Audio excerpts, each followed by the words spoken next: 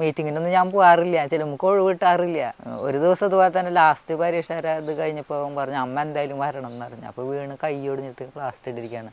അങ്ങനെ ഡോക്ടറെ കണ്ടിട്ട് അങ്ങനെ മീറ്റിങ്ങിന് പോയപ്പോൾ എല്ലാവരും കുട്ടികളെല്ലാവരും വന്നു. ഇവനാണെങ്കിൽ എല്ലാവരും ടീച്ചേഴ്സിന് മുന്നിലേക്ക് എല്ലാവരും എത്തി എന്നെ കൊണ്ടുപോയി. അവരൊക്കെ നമുക്കും തന്നെ ഒരു വിഷമമാണ്. വലിയ ആൾക്കാർ മുന്നിൽ നമ്മൾ ചെല്ലുമ്പോൾ നമുക്കൊരു ചമ്മലിച്ച് നമ്മുടെ അത്രയ്ക്കും അവരൊക്കെ വലിയ സെറ്റപ്പിലുള്ള മക്കളാണ്.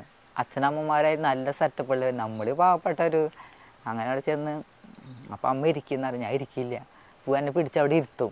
ഇരിക്കുക അമ്മ അവരെ മുന്നിൽ ഇരിക്കുക എന്നറിയാം. അപ്പം ഞാനവിടെ നമുക്ക് ഇരിപ്പ് കിട്ടില്ല, എന്നാലും ഇങ്ങനെ ഒരു ഇതത്തിൽ ഞാൻ ഇരുന്നു. അവിടുത്തെ ഫാദർ അച്ഛൻ വിളിച്ച് ഇങ്ങനെ ഓരോ വർത്താനങ്ങളൊക്കെ ഇങ്ങനെ പറഞ്ഞു. അപ്പം അമ്മ എന്ത് പണിക്ക് പോകണം? ഞാൻ പറഞ്ഞു ഞാൻ എല്ലാ പണിക്കും കൂടുതൽ കരിങ്കല്ല് പണിക്ക് പോവുക.